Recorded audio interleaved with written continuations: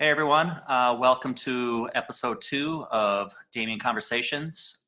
Today we have Thomas, best known as Straight Panic. How are you today? I'm all right. Up way earlier than usual or later. I don't know. We tried to reset our sleep schedule down here, so Yeah, see how that works. I noticed on Messenger that you were away for a handful of hours. I was like, shit, did you get to sleep super early? Like, what happened? Like, I'm always used to you having you online from like 10 a.m. to possibly 1 or 2, depending on what's happening. Yeah, we ordered pizza yesterday and then like passed out at 9 p.m. Yes. So yeah, like sleeping like normal people these days, I guess. We'll see how long it lasts. We'll probably be nocturnal in like another 4 days. For sure. So right now you're in New Orleans, and from what I remember, from just past conversations, you mentioned, you're from Alaska originally. So I forget where are you from originally in Alaska? And then I guess just bring us up to all the places that you moved around to. Wrong. Originally, I'm from South Carolina. See, I got Josh's wrong too. So I'm learning every episode apparently. I moved around a lot. Like I went from South Carolina to Anchorage, Alaska. And I was there like 3.5 years. Went to Minneapolis, 3.5 years. Now in New Orleans, and we're moving in July, so 3.5 years. I guess I move every 3.5 years. Wow.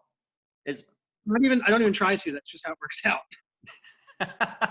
That's crazy. Okay. All right. I think I remember you mentioning South Carolina. I think I always just mixed them up because Alaska has always just kind of maybe just stood out to me more because I only know 2 other people from Alaska, like originally from Alaska, and so like when you said you've lived there, I was like, holy shit, like that just stood out to me, I guess. No, that's fair. Because honestly, like, what was it like? Yeah, like I mean, coming from the Carolinas, then. I mean, Anchorage, the time I was there, it was okay. Like similar to Minneapolis, I missed a lot of the cool stuff. I get there and everybody's like, "Oh, I wish you'd been here like 2 years ago when this spot was still open and this house was going." Of course. But the time I was there, it was okay because there were still like 2 or 3 semi-punk houses that were operating, and there were a couple friendly venues. But it was all right. Real small though, real small scene. Okay. Like, people complain about going to shows and it's always the same 10 people, and that was like all we had to work with. Sure. There are like 30 bands in town, but it's the same 10 people at every show. So. And I feel that no matter, what size of city, how big the city is, that still kind of reigns true. You know what I mean? Like, yeah, if you're a drummer, you're screwed. You're going to be in at least 2 to 3 bands, or you're going to be filling in for a while until they find their permanent drummer. So, and so when you moved to Minneapolis, what initiated that? Oddly enough, that was because of friends in Alaska. Like, oh wow! At the time I moved to Minneapolis, I was looking to get out of Anchorage, and I was looking at either Philly or Pittsburgh. I feel like there's one more spot I was looking at moving to, but like Pittsburgh fell through, Philly fell through, and then one of my friends that I knew from Anchorage that had since moved to Minneapolis hit me up and was like, "Hey, we got a room opening up in our house in July or August. Do you want to move here?" I'm like, "Yeah, fuck it, sure. I've never even been to Minneapolis. I'll just move there." Nice. How old were you? I must have been, what was that? That was 2013. I think I was 26, maybe 27. So you were about 22 when you moved to Anchorage. Yeah, 22, 23, somewhere in there. Okay.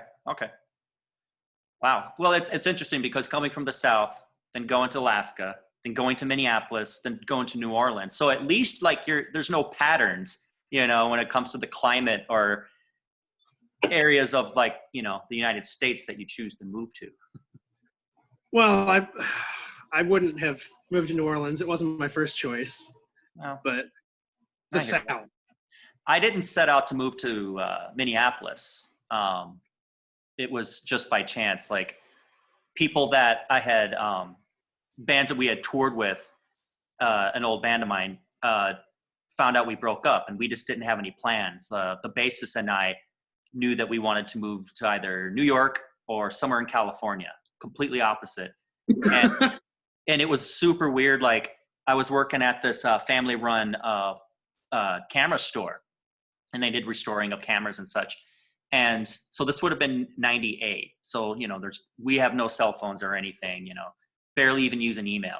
And I get a call one day from a person that I met once a year and a half prior that became friends with these people who we had done shows with, who were originally from Minneapolis, managed to find out where I worked, tracked the number down, called, and then asked if we wanted to move up to Minneapolis and start a band with them. Damn, that's some dedication right there. I was like, what the hell? Like, and it was funny because I was, her name's Carrie Priest. She used to play in a band called Makara, which had members of Mohinder. They were based out of San Diego. She's originally from Wisconsin. And it kind of blew my mind because I was a fan of her band, you know? And so I was like, you ain't going to believe what happened today, dude. And anyway, so we didn't plan to move to Minneapolis, but when we came up and hung out for a weekend in the mindset of like, this was what it would be like if we lived here, you know, we had a lot of fun. So. Yeah, no, same. Like, I mean, I loved my time in Minneapolis. It was great. But the first week I was there, like, I went to 2 or 3 shows on my first full day in town. Like, went to another couple shows that weekend, and I played a show the following Monday. So, like, in under a week of living in Minneapolis, I'd already done, like, more than I'd done in 6 months in Anchorage. That's amazing. Damn. It was great. I loved it. Okay, so I was thinking about this morning. I thought originally I had met you at Fuck Mountain, which for you people watching, was this old house that Thomas and a handful of other people lived at and did shows in their sketchy ass basement that reminded me of a house that I lived at, where it's like,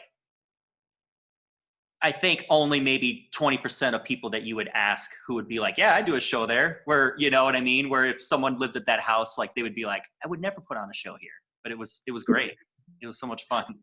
Dangerous. Yeah, I mean, that house was absolutely a shithole. Like, not any of our faults, really. Like, we had, as it goes, we had a totally sketchy rental company that didn't give a shit about the property. And plus, the funny thing was, living there, because I came into Fuck Mountain, and it had already been Fuck Mountain for, I think, 3 or 4 years at that point. Mm-hmm. Over the course of living there and having shows and people coming over, every now and then somebody would walk in who'd be, you know, maybe like 5-10 years older than us and be like, oh shit, man, I haven't been here since my old band played a gig back here in like 94. Like, the place had just been a punk house for 30 years. Sure. So, of course, it was a complete death trap. Oh, completely. I lived at a place that apparently was a place like that as well. Not like, it wasn't a house with like they did shows at, it was a fourplex. But the different apartments the different apartments in there, the different units were always occupied by a lineage of friends throughout, you know, decades. A lot of them were from First Avenue. Apartment 1 was mostly these skater kids. And then apartment 3 was all the like really chill, like just punks who were into like, you know, probably like more around like the Profane Existence, like lineage of like punk. Yeah. And none of us were, you know, like, and we were like the Romulan Spock Rock kids, you know? So we all agreed, like we all like to drink, we all like to smoke weed, and there was plenty of crossover. So it was, that was really cool to move into. The place was a shithole as well. You know what I mean? Like yours is in Whittier as well. Fuck Mountain was in Whittier. Was that still Whittier or was that? No, that was Lindale, Uptown. Okay. That's right. God, I remember just even in that area, just when I was, you know, in my early 20s, just like you're leaving the bar and you're just walking down the street and there's just like, you just see a random house like that. And there'd be a bunch of people outside and it's a party. And then you're like, should we just walk in? Like plenty of times in that neighborhood, just walked in a random dude's house, you know, person's house, started drinking. Where's the keg?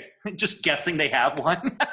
So. It was great. It was wonderful. Like, I know I came into Minneapolis similar to Anchorage. Like, I'd missed a lot of like the golden years, but still the 3 years I lived there, like, how many house venues did we have operating from like 2014 to 2016? Oh, It was I ridiculous. know. It's sad to think about now too. I mean, as like Josh yesterday was saying, it's like a luxury thinking about last year, like the things that we, like, but Yeah. but seriously, like there was so many houses, and granted, a lot I didn't even go to because half the time it was just like I knew they existed, but there were so many shows at so many various houses, and I usually caught one of them, and then the house would close down, and then it was like this domino effect over the years where one after another, just yeah, I miss house shows. Dude, I do too. Like they're definitely not a thing in New Orleans. And I don't think that's cultural. It's really just more because of the way New Orleans is. Like all the houses are super close together. You know, Oh, okay. there's no alleyways in New Orleans. Like the houses are all like 2 feet apart from each other. And it doesn't really get cold here, so nothing's insulated, it's just drywall on framing. Yeah. Like you don't have alleyways down here, you don't really have yards, there's no space between houses. Like you can't have a house show because pretty much everybody on your block will hear it. Like there's no way around it. That's crazy when that you mentioned that, because when I had a brief stint living in Toronto, that's what it was like there. I was doing labor work, so I was working on houses, and I just always remembered, like you said, it's like 2 feet.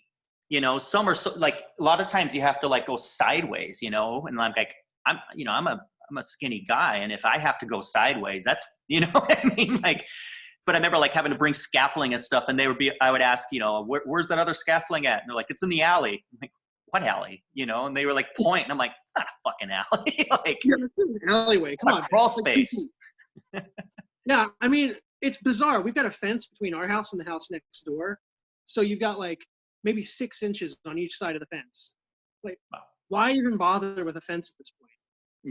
Yeah, it's silly. Like I can hear neighbors just walking in their house. Funny. So okay, so were you playing? So where did you start playing or start going to shows and start engaging in like playing any form of music on your own or with others? Yeah, I started doing solo stuff when I was in college in Rock Hill, South Carolina. So I was like 18, I think. And Rock Hill, South Carolina is about 20 minutes south of Charlotte, North Carolina. Okay.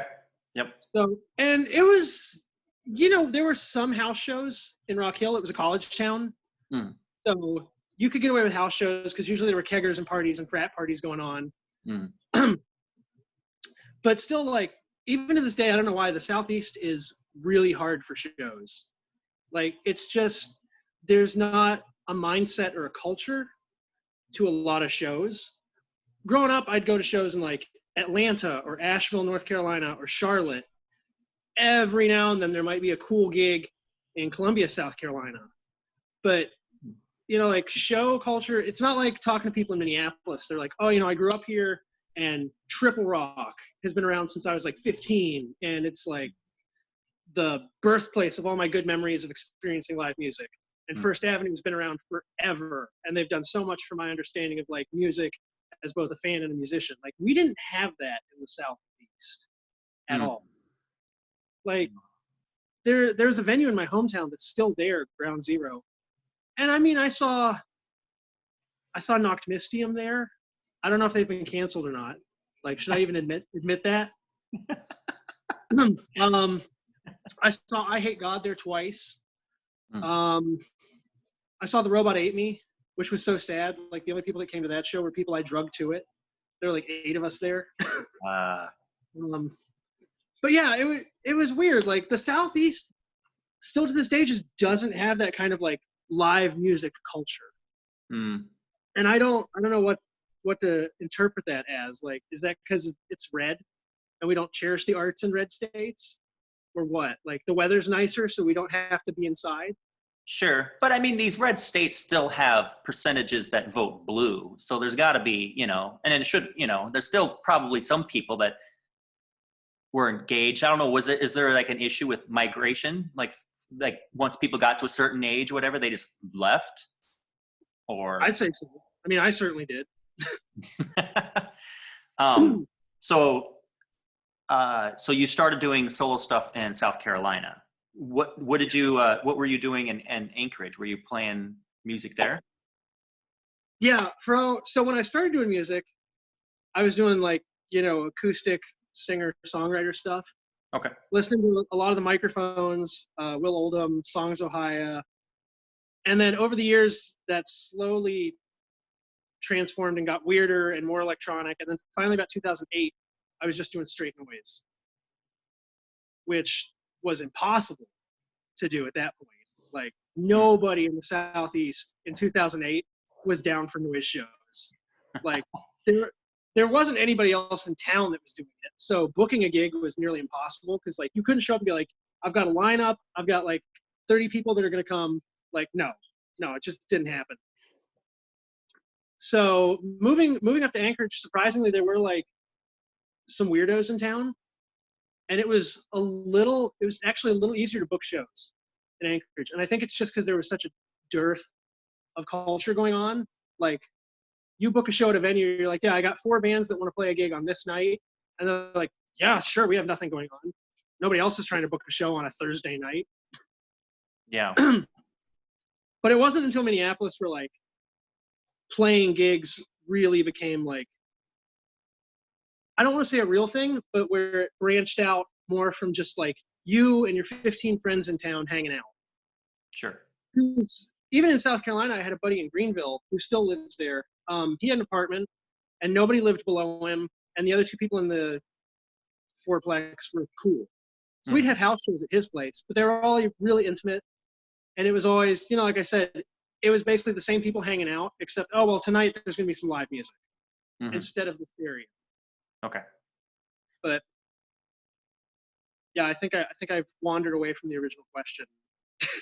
Oh, I'm not going to be any different half the time. So, so okay, so kind of more back to like when you were playing, like or getting into like noise, or when you were starting to play noise.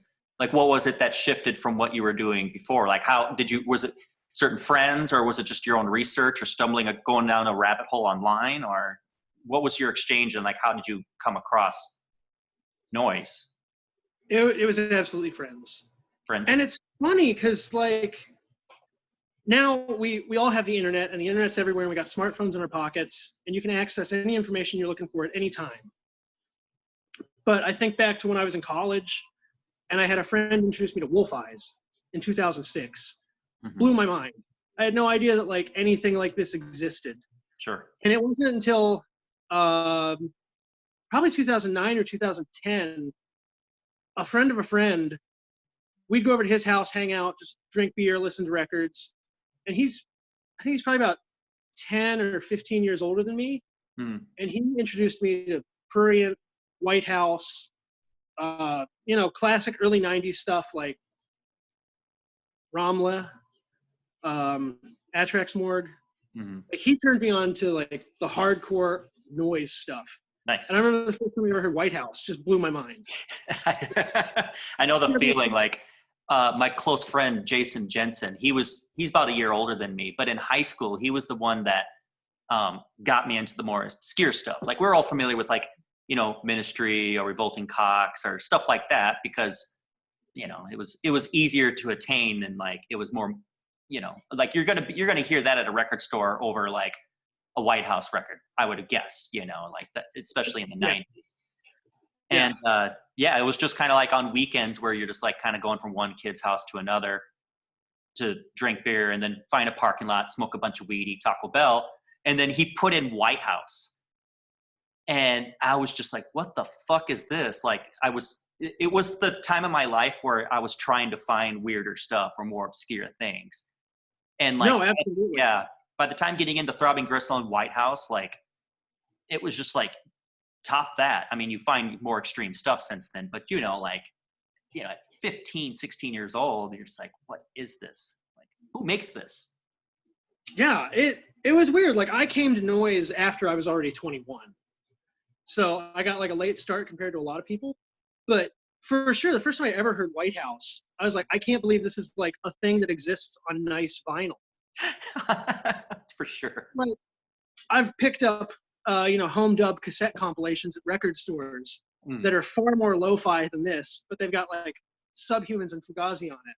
Like, White House? What is this? Where did you find this? And from there, yeah, it was just a total rabbit hole. Like that, it was the beginning of the end for me. I bet, yeah. It's such an exciting period of time, I think, in life when you really, like, when something clicks, where it rattles you that much, where you question, like, how and why this exists, who the hell's doing this, to where you want to pursue more, you want to find more. You're just a sponge and you're just hungry for more and more, and just coming across new things that you've never heard of, that is right up your alley. Sounds different, but it accomplishes the same thing. It's exciting. It is really exciting. Yeah, I feel so weird because of just the age and generation that I'm a part of, because I definitely for sure remember time before the internet and before we had access to information, but I was just a little bit too young to have experienced a lot of like the early magazines and the early like mail order tape trade stuff that was going on. Mm-hmm. Which, for people that are younger than me and don't know, that's how you used to find things. You'd write to a magazine and they'd send you like some shit you'd never heard of blind, and maybe you liked it, maybe you didn't. Yep. And nowadays, like, yeah, the internet's cool. It's nice that your fans can find you and you can find shit you like easily. But at the same time, as I'm sure you know, there's so much stuff out there now. Yeah. Like, any jerk off with a half-baked idea can put it on the internet. Like, there's too much stuff out there.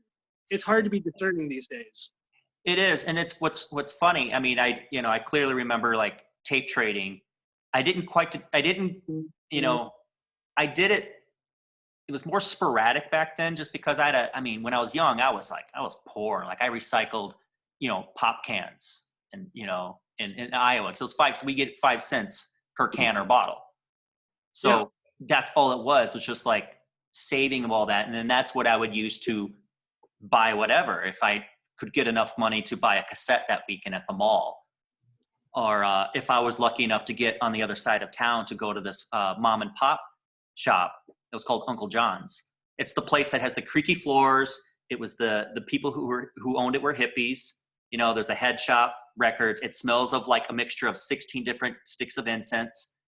Like the places where you find, you do your first digging as a kid, and you take your chance with your $10 on something because the album art's cool, or it's making you feel weird, and you keep looking at it each week, and you're like, I'm just gonna buy it. Fuck it. Like, I can't think of anything else that they have right now that I want. Yeah. And that's it. But the thing is like, to kind of get, not to go off course here, but whenever I speak with people my age, 'cause I'm 43 currently, within a year or two or more, and it's and it could be people who have families now, whatever, but whatever the reason, that they haven't engaged in music as much as they used to, and automatically write off, well, there's nothing good that's new. I'm like, it kind of blows my mind at first. I was like, are you familiar with like these sites that you can just go down a rabbit hole? Nope. I was like, you can stream stuff for free, at least to check things out. And then there's a direct link to just purchase it. Like, if it's something like Bandcamp.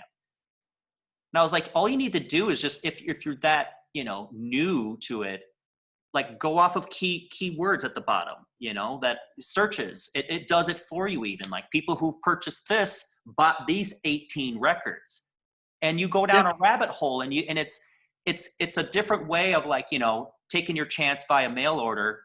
But now it's like, you got to do a lot of digging through everything that's online. It's a lot of work still. You know what I mean? Like, you got to weave in through all of that noise and chaos of what's being uploaded every second, every day, every hour. And it's a lot of work. So if you're determined, and if you get in that zone of like, I just discovered all these new things, like this band is 21 years old, every member, but they blow my mind, because you're seeing them having a new take on things and a new energy where you did it, because they're being, absorbing so much more. So I don't know. It's a new exciting time. It just, after P2P era in 2000 on up, like you had to adapt. It's just how. Yeah, you absolutely had to. Like, God, man, those lawless early days of the internet with like Napster and LimeWire. I loved those too, because like I was always broke because I was going on tour and had to pay rent, or the van broke down again, or whatever it might be. So it exhausted every last penny that I had. And so when those services came along, like I was just like someone who was in, Southeast Asia, like finding out about a bunch of new stuff, mostly because it was mislabeled. Like so much mislabeled MP3s. Yeah, that was one thing that I always thought was funny when people complained about, like, oh, digital music is killing the music industry. It's like, I mean, I guess in certain senses I could understand where they're coming from, but I'm downloading this stuff because I can't afford to buy it. Like, if I don't download it, it's not because I just didn't feel like spending the money. I don't have the money. I'm not going to Best Buy to pay $15 for a CD because I'm cheap. I'm not going because I'm poor. Yeah. Like, I'm downloading this album because I can't afford to buy it. Like, you're not losing a customer. You're gaining a fan. And I know for record executives that doesn't transfer monetarily. But, like, yeah, a lot of people download music because we can't afford to buy everything that comes out. Well, I think the lesson learned with that was in return, the people who didn't know about you, if you were touring, they went to your show. And then that's where it matters most, because that's where then they do buy something. If there is. Because a lot of people that, that I had downloaded something or just streamed their music for free until it tells you that you can't, or if they're generous enough to just let you keep streaming it for free. If they went on tour and they came through wherever I was at, well, clearly more Minneapolis now, or like the East Coast, but I would go to their show, and then that's where I'm going to be, handing them my money. That's where I bought shirts and like cassettes or whatever album at the time, because, it's that's where they're going to need it, of course. So we just had to figure it out. It was an awkward time for a good decade, and then they realize you need to give some music to people to just bring them to you more in some way, whether it's online or in person. Yeah, man, like, in a lot of ways, I love having access to music and being able to just buy stuff while I'm at home or when I was sitting at work. Like, that's great. That's really cool, especially if I can't make it to a show. But, man, I do miss those days of, like, driving an hour and a half to Asheville with a couple homies and going to the show and seeing, like, 2 or 3 bands I'd never heard of open for this one band I loved. Mm-hmm. And then at the end of the show, going by the merch table and just seeing all this stuff. Mm-hmm. Like, okay, here's your album on Kill Rock Stars that I know about. But what's all this other stuff? Like, sure. I haven't heard of any of this. This is all cool. Here's a pile of cash. I'm taking this all back home. Like, I miss that very spontaneous, organic sense of discovery. Yeah. And maybe that's just because I'm old and crotchety. So kind of back up a little bit when we were discussing with you moving around and such. So when was it, or what was it that I guess woke you up when it came to like figuring out what you like as a person when you're young? Was there certain situations where you realized that, like, I'm kind of into this stuff, why are all the other kids into this? And like you're stumbling into like the first types of music that really, spoke to you, that led you down that rabbit hole into other genres? I mean, when I was younger, my favorite band was Smashing Pumpkins. Okay. Up until they broke up in 2000 and never got back together and never released anything else after that. I don't care what anyone says. They broke up in 2000 and that was the end of it. Mm-hmm. I loved the Smashing Pumpkins. I thought they were a brilliant, incredible band that branched off in a lot of directions. So, of course, in high school, I ended up hanging out with, like, the freaks and the goths and the juggalos. And, yeah, okay, sure, they listened to, like, ICP and Korn and Slipknot and Cradle of Filth. But then from there, I got to find bands like Dimmu Borgir mm-hmm. and stuff like Ministry and Throbbing Gristle, mm-hmm. because I just had that hunger for, like, yeah, okay, Slipknot's okay, mm-hmm. but, like, it feels a little disingenuous, I guess. Mm. And I feel like that's one thing that always pushed me was, looking for genuine expression. Sure. Because that's one thing that just always hits me with, like, you know, pop culture. It just doesn't feel genuine. Yeah. You know? There's an element of pretentiousness that I actually do love, but I feel like it has to just work naturally, you know, or that the people involved or the person involved is just on another plane, or just like they have the charisma or the characteristics or whatever it might be that can do whatever that pretentiousness is with just, it's tasteful. It'll probably rub a lot of people wrong, but at the same time, that's like part of its charm as well. Oh, absolutely. Yeah. I mean, look at noise music. Like, I'd say probably 80%, 90% of the population, it is just pretentious wankery. Mm-hmm. But for people that are into it and like move around in those circles, yeah, you can discern between what's genuine and what is just like pretentious wankery. Sure. Like, that's why people that listen to noise are like, no, this is bad and this is what's good. And to the general public, like, this is all trash. All of it. So did you grow up going to, like, you know, one or two schools, or did you ever have to have a period of time where you bounced around from moving or different neighborhoods, or were you pretty much fixed in one city or one state from birth to when you decided to move? No, I was pretty much in Spartanburg, South Carolina from like the ages of 2 to 24. Well, yeah. And then there was, like, you know, I think 2 years where I was in Rock Hill for college, and I took a semester off and I just lived there. And then there was 1 year where I went to Fairbanks, Alaska for college, and then came back to my hometown and just finished it. So yeah, for the most part, like, I spent a solid 22 years in one town. Like, didn't move around, didn't go to different high schools or anything, like, which I don't know. It's whatever. It is what it is. I can't say if it was a good thing or a bad thing. I definitely never want to go back to Spartanburg again. So I know that you were putting out cassettes for a while, and you are kind of like off and on. Did that start in Minneapolis, or did that start prior? That started prior, when I was living in, well, let me see. It was definitely Fire Island, Alaska years 08. Yeah, I started putting out my own cassette tapes almost as soon as I started doing solo music. Okay. And I had a tape duplicator, and I was doing them all one at a time, real time speed, like hand cut art and everything. But yeah, I started doing that pretty much as soon as I discovered that was an option. Okay. Yeah. Like, when I finally realized that, like, wait, I don't need to write to some label that I like and send them a demo and either A, get rejected, or B, which is more likely at the time, just never hear anything from them ever. You know, as soon as I realized that, like, oh wait, I can just buy blank tapes and do this myself, then I just went for that route. Totally.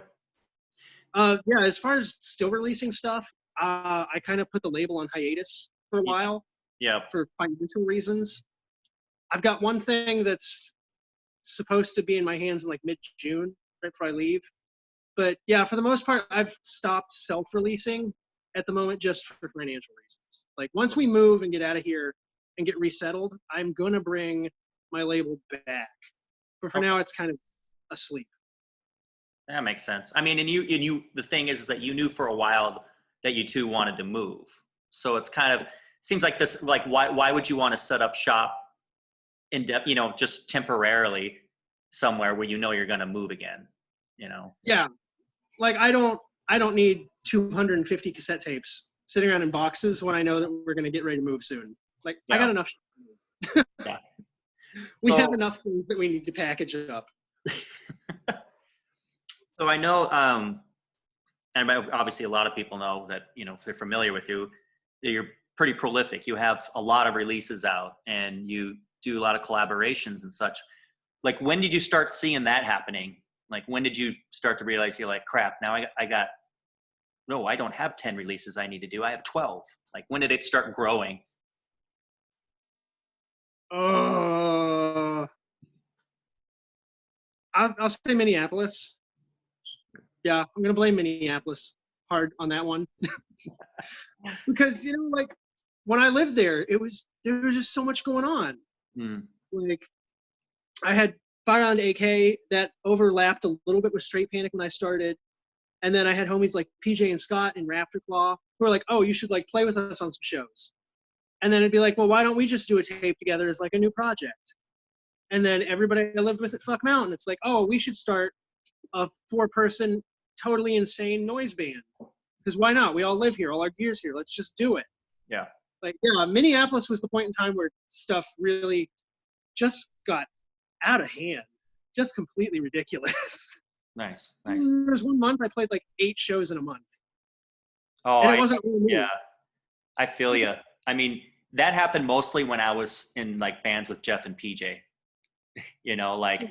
No, absolutely. They're 2 of the worst instigators of it. Love them. Love them to death. They want to play a lot, and that's great. I personally just don't like playing in my hometown that often. I think it's good when you start with new projects, so I didn't mind because I'd been in 2 groups briefly with Jeff, one that had PJ, and then when I was in Gore Seeker with PJ, it's, you know, if you have a new project, you kind of need to like, you know, find your bearings and figure out like how it sounds live, what songs just don't work, you know what I mean, and like just figure out how it is live sonically, you know. So I get that. After a while, I was like, once a month max, you know, and even have some months off just because I just want to kind of create a whole new stream of music before we go and play again, you know. See, I'm so bad about that because like from living in South Carolina and having limited options and then moving to Alaska and again having very limited options, Minneapolis, man, I gorged myself. Like I was a total glutton for live music. Any gig you could offer me, if I could do it, I took it. And like you were saying, there were so many houses at the time when you moved to Minneapolis too. So there was a lot more interesting groups and performers playing at the houses that can't or couldn't get a show at, you know, a club, or even would probably even be allowed depending on what it was. Yeah, or even, you know, they didn't want to play clubs. Exactly. Or if it's just a matter of like, we prefer houses, like that's what we want to do. Yeah, I mean, I still honestly prefer houses. I really do.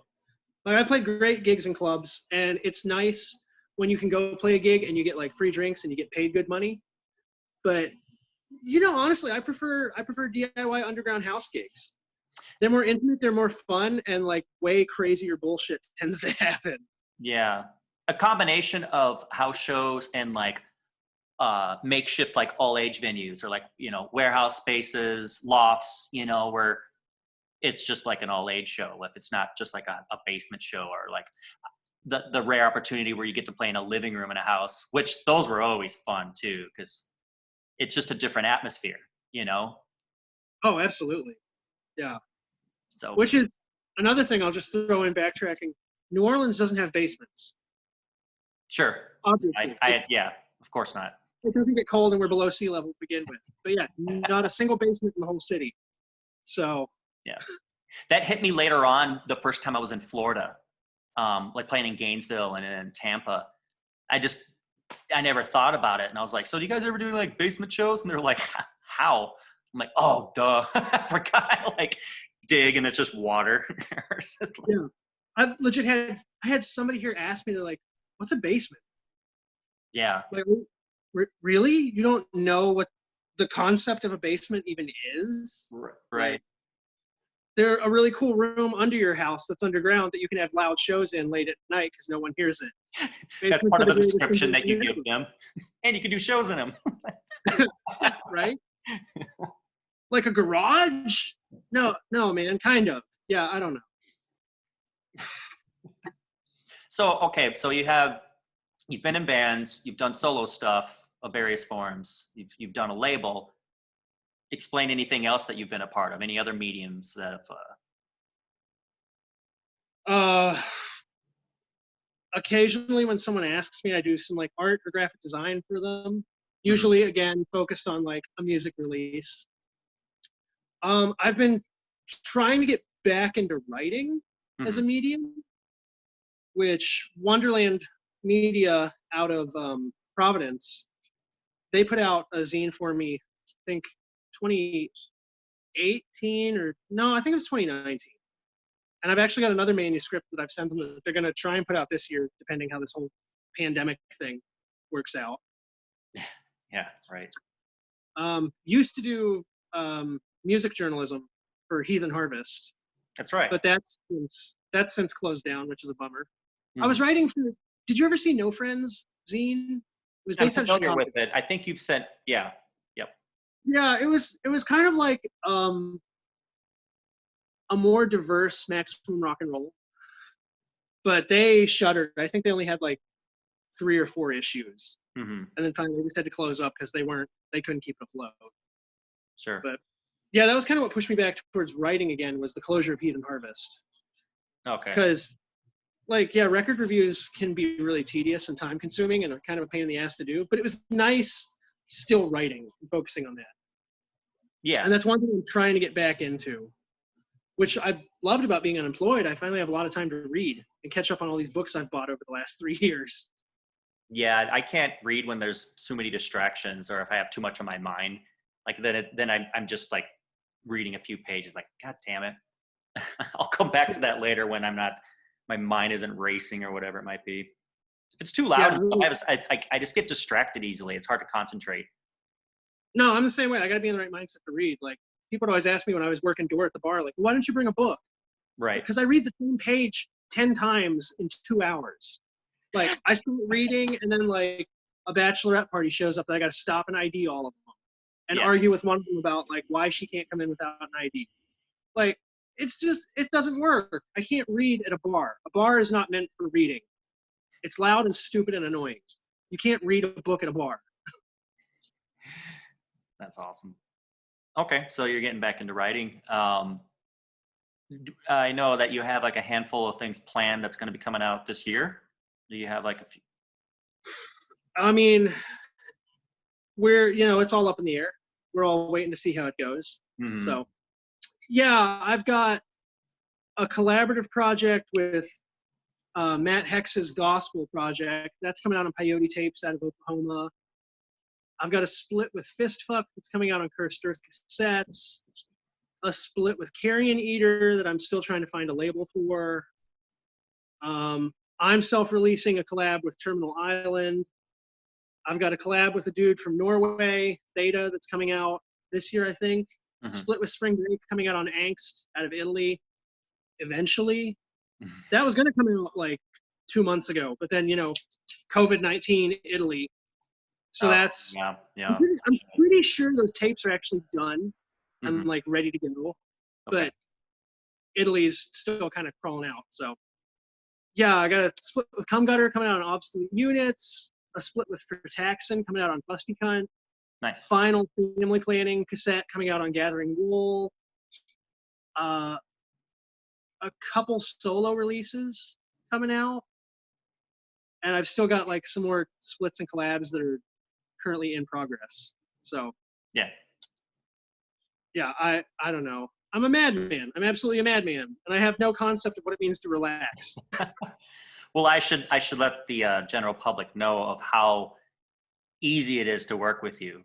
Thomas is our first official release outside of how the label started, which was just to put out things for a project of mine called Blackthorn. Because, like, you're going to come up with a batch of songs. You're not just going to ask some label, put a 7-inch out. Like, you don't tour. I don't know who you are.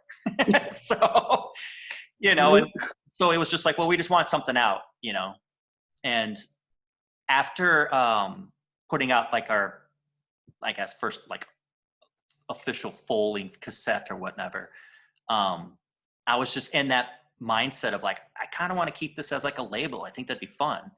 Because I was spending so much money on so many records and pre-orders and stuff that while I enjoyed that, I was like, I could put this money into something of my own. Because I've always teased that idea about like wanting to start a label, but I never had any of the funds to do it. And it's not like I have a ton of money now, but I'm single. I don't own a car. I've never had a credit card debt. Just like some things that I managed to just slip past. And so it's like my overhead's really low, so I might as well try to start releasing some stuff. And I thought of you right off the bat because I wanted to immediately show that it isn't just something that's going to release like some kind of hardcore, like, you know, something that's just like, you know, metal influence or whatever it might be. I wanted to show that there's going to be some different dynamics to the label. And I just remember how easy it was to work with you because I would be like, you know, you want to do this? Yes. Okay, cool. Here's like a time frame. And then not even a week later, it's like, you know, I'm getting art. I got the whole, you know, all your songs. I was like, damn. Like, and I'd written Bob. Bob is my label partner. And he was instantly a fan. He's like, I like this guy. You know, I like when people like follow through with things that they say they're going to. But it was like record breaking, like received. And then I just remembered like my thing was just like, you know, whatever it is on the art, just, you know, like just do whatever you want. Like I want something that's like, oh fuck, you know, when you look at it, like it might be a little flinching. And I think we went through 2 printing places with the art and they refused to do the booklet for Uncontrol until we found one out of Florida that was like, oh, I get it. You know, I understand these kinds of releases. It doesn't bother me at all. Don't worry about it. It was awesome. That was awesome. I'm glad we found them. And then like fast forward. For sure. Yeah. And like. But that was so funny to me because like I got plenty of friends that love gore grind and put out all this stuff with just like extreme gore. And I had like, you know, a couple medical photos and some exposed breasts. Like, come on. I think it was the testicles. Like every person flinched when they saw that photo. I mean, it's nasty, but the more I look at it, it's just comical. You know, it doesn't even, it's just. I mean, maybe this is telling of like my own desensitization. Like, I didn't really find it gratuitous. Like, it was like medical textbook photography, you know? Yeah. Like, this isn't just some like hardcore gore. No, like, it's clean and minimal. No. I always get chuckles out of that because I just think about all the gore grind bands in America. I'm like, oh, you think this is bad? I should send you some stuff. Like, come on. It could be so much worse. For sure. But like the idea too is that, you know, I was really fixated on having those types of tape cases. I just always loved them. And then like, it was so difficult trying to find a place in the States that had them. And so like, I remember like getting them shipped over from England and they were like $4 a pop almost. But I was like, I want this. I want like the first release that's not, you know, Black Thorns to really stand out. Be like, what direction are they going now with this? And that's why I kind of wanted like, you know, let's do a booklet. Let's do, you know, let's have this look like this. And I was like, you know, maybe down the road, since this looks like a VHS case, you know, we can do something that's like video oriented. And you're like, sure. And then next thing you know, you did all 4 tracks on video, like, and here's the art and here's the poster art. And like, I mean, not even that, but also like, I know a guy. Like, oh yeah, you want to do a VHS release? I got a buddy that does this. Yeah, like, with Brandon. And I think by that time I had met him once, and it was through PJ. It was Gore Seeker played, and oh god, I'm blanking at the place that it was at. But like Sadie booked there and everything. Like I'm blanking because like it's been a long time since I've gone to a show now. It seems. Loring, the Loring.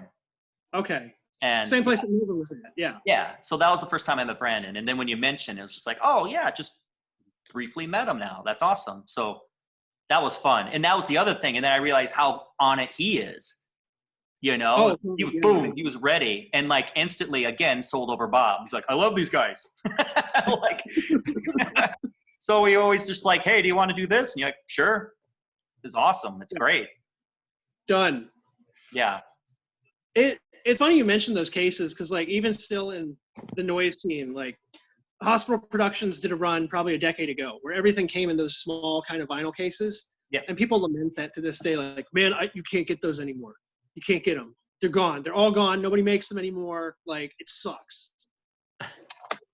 It's nice that we found a company in England that had a stockpile, I guess. Yeah. They still have them. It's just, they're just really pricey. They are really pricey, but it's weird. Like, even though there's been like a cassette resurgence in years, and especially with people now self-releasing things because we've got access and availability, like a lot of that stuff is just still out of production. like VCRs. You know, they don't make VCRs anymore. You can get brand new unused ones because they got stock sitting around places, but Yeah, they're people just just not buying out making- dead stock from stores and it's just sitting in a warehouse. One day I'll unleash these. Yeah, right. That was like when I was living in Anchorage, I did a VHS release, and there was a video place in town. It's like 10 blocks from my house. So I walked down there and I talked to him. I'm like, okay, so I want to take this DVD and put it on a VHS tape and make 50 copies. Can y'all do that? And their first question was like, wait, you want to Why? put a DVD on VHS and then make copies? And their answer was like, we can do this, but we literally have to get all the equipment out of storage and like test it all and make sure it still works. I imagine their face expressions was like the algebra lady meme. Like CD to VHS, shouldn't it be the other way around? Like, like They were very confused. that's amazing. But no, definitely like that was, you were a huge help with getting Damien off its feet, you know? And I just, you know, that's, and then I was trying to keep it in the mindset. Like I didn't want to be like, you know, a follow for a follow with the Instagram. Like I want to keep it very like, with people that we follow and stuff, like very secluded to just like the people we do releases for, or labels we're big fans of, or like people who do art that we're huge fans of. And I'm sure that like messes up our algorithm or like the possibilities of who could like discover the page. But that kind of like wasn't the point. It was just an easy vessel that we know other people are on that then leads them to Bandcamp or whatever else. And that really helped us out big time, like putting out Uncontrolled. And then the VHS and everything after, because then it helped through just from like people that I'd be contacting that I liked and followed on my own personal account. I was introduced to a lot of different people, and then eventually it just like came in touch with a lot of those people that you had worked with. It just kind of, and then a lot of them even in some ways had reached out to us. So it was just like, this is badass. So thank you. I would definitely want to thank you on that. Well, you're welcome. Yeah, that's one thing that I love about the noise scene. Like it can be kind of incestuous, but it's got a very Every scene is incestuous though. Like every scene is incestuous. Yeah, every scene is. I mean, I think the noise scene maybe comes off a little bit worse just because it's smaller in general, but it's still got that real kind of like punk community feel to it, you know. Yeah. Like anybody you release anything with, like everybody knows each other. There's very, very little like cold calling, unsolicitation. Like you know the people you're working with, which I very much cherish. Totally. Plus, it makes doing anything way easier.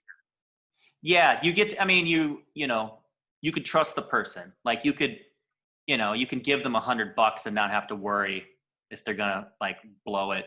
You know, if that was the analogy you'd use, like these are people that you really trust. You're offering them this. You know, they're offering you to release something. You're giving them music in hopes that they're going to release it on a reasonable time, and you can trust them and such. So, no, it's been really cool. And so then like a lot of the people after that who would message was, you know, it was a lot of like usually ranging from like Harsh Noise Wall and a lot of power electronics. And it's flattering when people send stuff, but I was like purposely put like, you know, we don't accept demos, you know, and so I mentioned it's like, you know, thanks, we'll at least listen to it, but it's primarily just for friends and like some acquaintances because there's plenty that, you know, we can release just from that. And also it's like, I want to work with people that I know or will get to know and become friends with, because then it's far more exciting for me. And I would hope for them when we're working together. So like, you know, when I was working with you, it became like a ritual where it's like in the morning I'd come into work and I'd talk with you for like an hour or two. And then once, you know, the release was already done, it became something that we just normally did. Yeah. You know, which is funny. Like we got to be much better friends after I left Minneapolis, which kind of sucks, but yeah. I mean, we started to like, I feel like when we were like easy on conversation base and able to like go up and just bullshit and such was when you were working door, especially at like, I'm blanking, the all age place, vegan food. Reverie. Yeah. God, that place. right? Yeah, that was a huge tease. Do you want 1 year of like a really great all age place where the people who run it are really cool? And they also sell good beer. They sell good beer. There's food up to a certain hour. And the location, I thought like for sure, I was like, okay, that's going to be a problem in the summer. And it wasn't, not any more. Yeah, man, that location was so good. Yeah, it was nowhere near of like what a bar would be like anywhere, with just the kind of people that, because you worked door at Triple Rock too, right?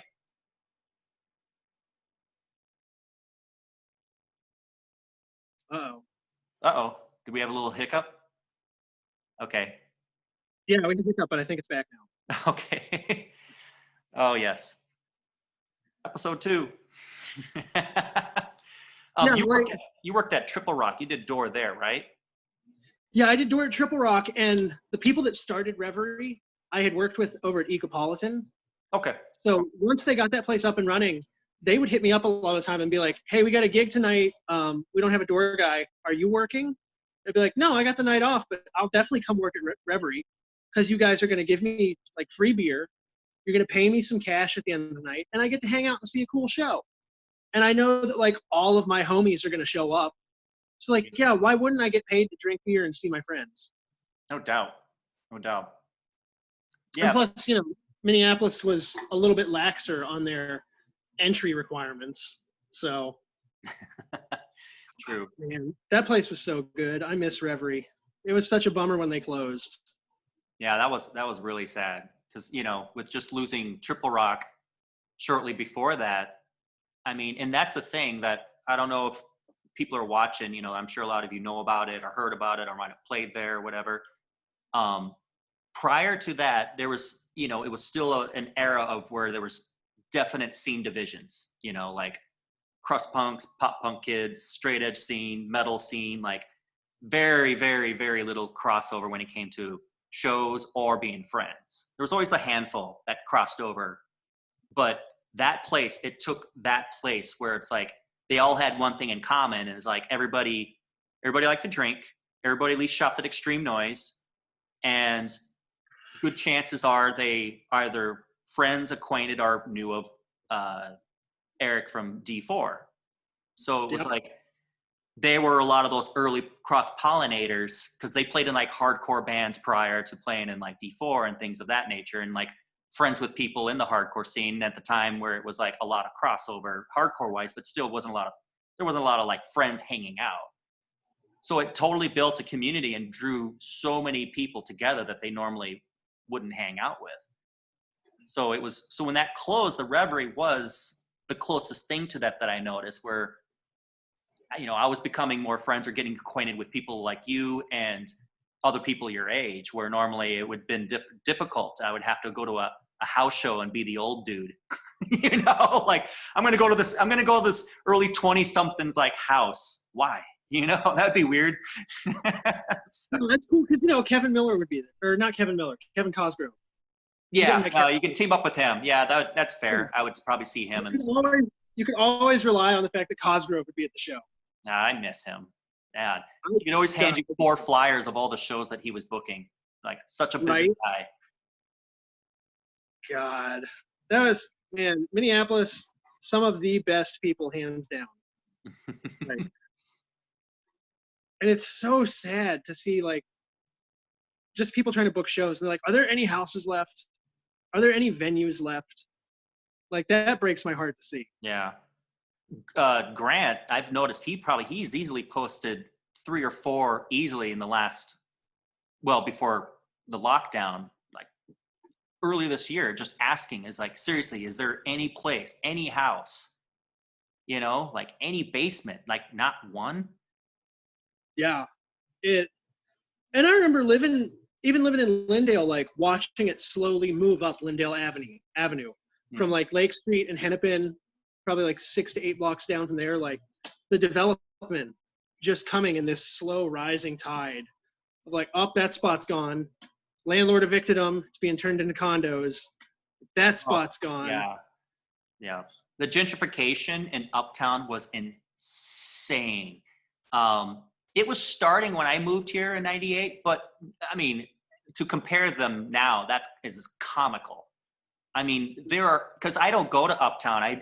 The only reason I'd go to Uptown is if there was a show, like I think it's at that VFW hall and whatever else that is open, like Cause, when Cause was around. And every time it was like, this was my second or third time of coming to Uptown for the year. And just, I didn't even recognize areas where I lived because there's just these huge condos that look like anywhere USA. You can be in Brooklyn and you see the same thing.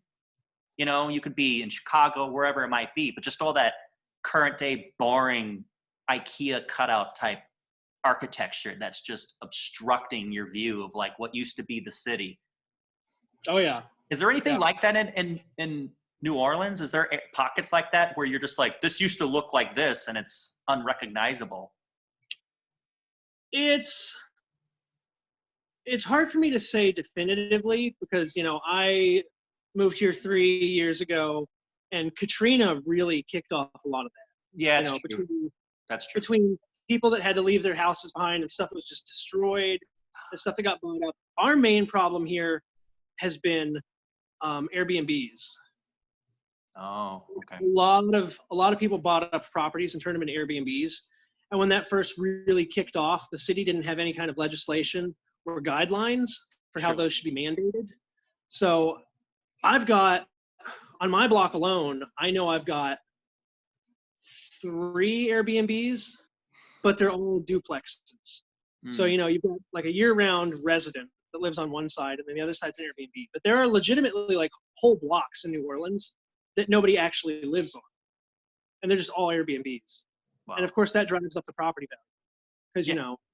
Because, if I can rent this 1-2 bedroom apartment for $500 a night, why am I going to rent to someone that lives here for like $1,000 a month? Yeah, no shit. That's really kicked off a lot of displacement. For better or worse, New Orleans has such a tight stranglehold on its historical nature that, you can't build stuff that's like 3 stories tall. The architecture's got to conform. And like every building around here is historical. You can't tear this building down because some French aristocrat farted here in 1800 and whatever. It's good in one way, but the developers are really trying. Like there's constantly a debate going on about the Riverwalk because they want to build a bunch of condos down on that. They're like, well, no, you can't build it on the Riverwalk because that's part of the French Quarter. And the French Quarter is like wildly historic. Yeah. So, yes and no. It's here, but it's in a different nature, which sucks still. Yeah. So I know that when you were making trips down to New Orleans, when you were still living in Minneapolis, I know that, originally you're, it was really exciting at least, because especially like it may have just like been like, maybe just was like a rut in the Twin Cities and going there is going to be a lot more exciting. So like around like kind of like what time or what was it that you started to just be like, I guess I just don't like it here at all? Well, the one and only time I'd been to New Orleans prior to moving here was for a fest. Okay. So of course, that's exciting. Anytime you get to go play a fest is exciting. But I didn't want to live here because I knew enough, just like I remembered from Katrina, and I knew enough from growing up in the South that like New Orleans has bad infrastructure. And like it's hot. There's lots of bugs. Like it's a party city. Yeah, I don't know. Just like I was never super into moving here to start off with, just because of all the associations I have from growing up in the South. Oh, okay. I don't know. For some reason, I guess I thought you came down with like a friend or two, and maybe that was like the initial move. I don't remember. It's kind of blurry now because it's been. Yeah, originally, because that was the thing. The fest, like, John Vance came down and played it. Grant played it, and my husband Gonzo and we drove down, and Nina Dolores Dewberry rode with us. That's what it was. Okay, all right. I remember like up some postings between the two of you at the same time. It was like, maybe that's what it was. I was thinking. Because I know like John and Grant, they both flew. They flew down here. But we were like, I mean, for the price of a plane ticket, we can just rent a car and drive. Like, if you have the time to do it and you don't mind, then it's a fun trip, Yeah, and that was what we did. Like, we didn't just come down for the fest. We came down for like 10 days. We made a little vacation out of it. Okay. Which, you know, I still believe that, honestly. Like, New Orleans is a fun city to visit. Like, I can't recommend living here at all. But like, it's fun to come here and just like let your hair down and wild out for a week, and then go back home and dry out. A different kind of wild out than say like Las Vegas. Yeah, I don't know. I've never been to Vegas. I don't know anybody from Vegas. I'm not a Vegas fan. I used to have a brother that lived there for a while, and I'd been out and visited, and then spent a little time. But I mean, the desert's great, but yeah, you know, it's just like, you know, it is Disneyland, just like the way the buildings look and everything. Old part of Vegas is cool, like at the old buildings and old like strip and such, but and then there's like a graveyard of all the signage that had retired to that is like that's up. Some guy operates it, but it's just all of these old signage from just all these different, like this time of like the 50s and 60s, maybe even to like the early 70s. But yeah, I don't know. Some people really, there's a lot of people who we're friends with, like really enjoy going to that city and just kind of going all out. But it never had an allure. You know, I never was drawn to it ever. I didn't like it. Yeah, I mean, first and foremost, I'm not a gambler. Same. So after that, it's like, what is there to do? What is there to do in Vegas? Like, after that, it's basically just an amusement park. And again, like, not really my thing. Yeah. A lot of people I know that live in New Orleans, they love going to Disney World. Like, it's close. There's always like off-season discounts they can get. Sure. So I've got friends here. They'll go out to Disney World like twice a year. But again, like, amusement parks, not my jam. Same here. I'm not someone who's like a thrill seeker with rides. You know, like I've been on a number of roller coasters, and I hate every moment until it's done. Then I was like, that was fun. But the idea to do it again, I was like, nah, I'll pass. But I never liked going to amusement parks. I never had a desire to go to like Disney World, Disneyland. And it's just mostly just because it's like the structure of the buildings, they're just gross, you know? And like, I remember like first time going to Europe and doing a lot of traveling through Germany, you'd see a bunch of castles. And every time like, you know, one of the drivers would point and laugh about how that castle's older than your country.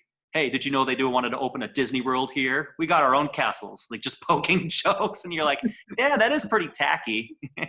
So.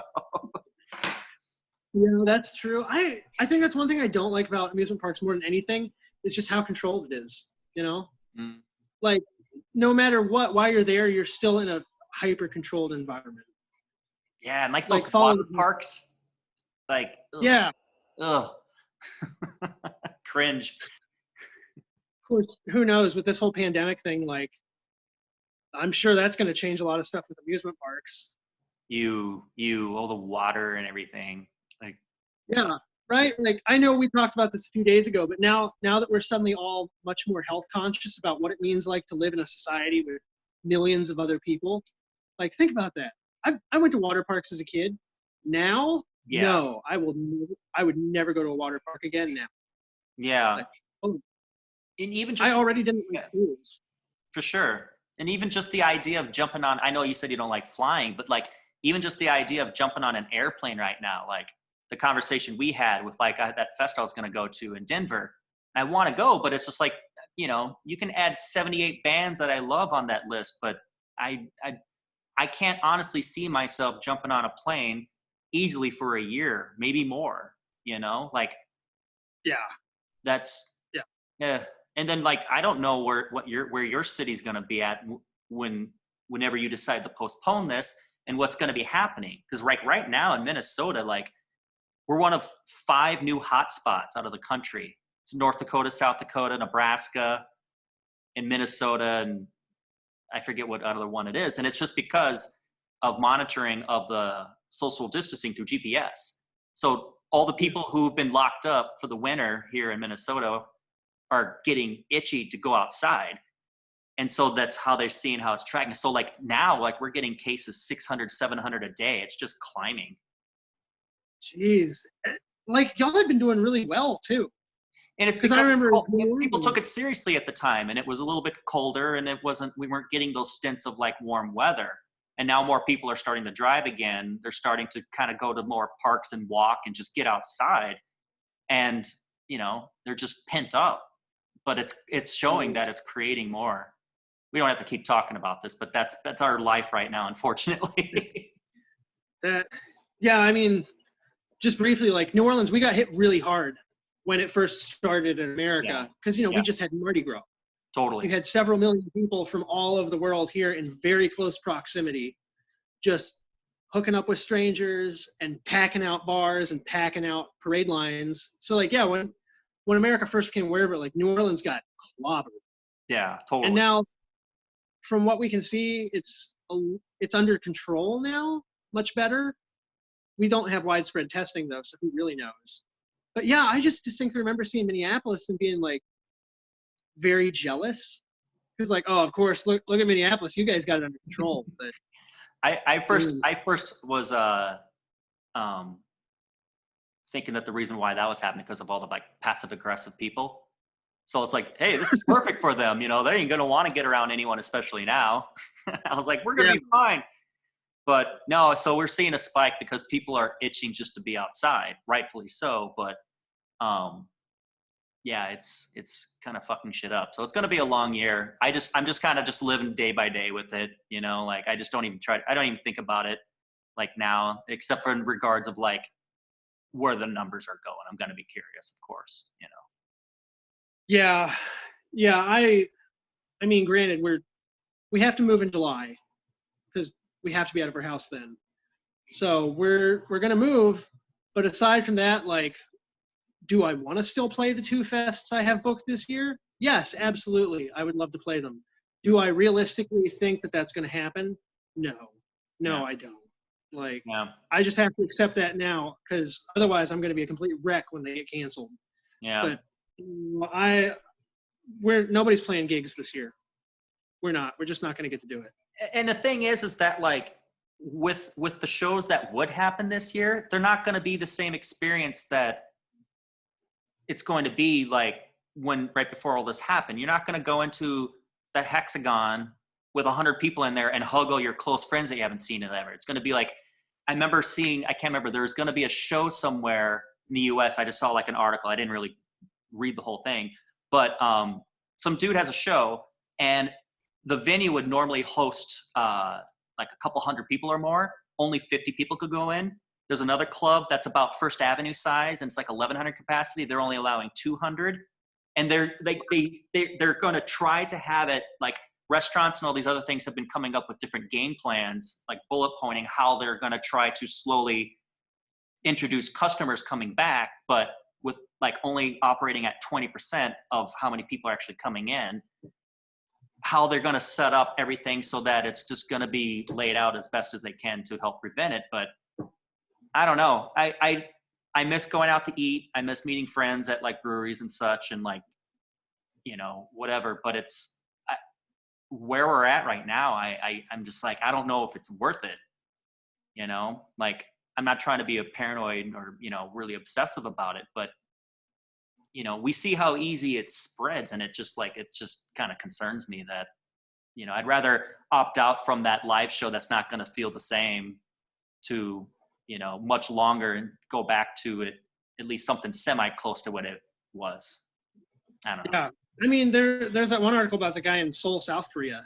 He went to like 5 or 6 clubs in one night and they've traced like 50 infections back to him. Jesus. Like, yeah, exactly. I'm sorry, I'm not a virologist. I'm not like any sort of medical expert. Good thing I am. Like, I'm willing to admit that, like, I don't know enough about this, but it seems like it's very, very contagious. Yeah, I don't want to go out right now. I don't want to go to the grocery store. We have to go buy groceries later today, you know, but I don't want to. I don't want to go out and be around people right now. Yeah. It's going to be interesting to see the outcome of this besides just the economic downfall that's going to happen in a few years, like a lot of small businesses being closed and such. And I know it's, you know, I'm sure some people might disagree or might be like, you know, it's a pretty grim, you should be optimistic. And it's like, well, I am, but I'm also going to be realistic about this too. I mean, you can't be spending this much money on a pandemic and not have a, you know, complete like fallout from it to some degree, you know? Yeah, So, I mean, I don't want things to go back to normal, you know? Like, normal's what got us in this mess. yeah. As you and I joked, like the silver lining is the earth is healing, and then you just were like distant golf clap.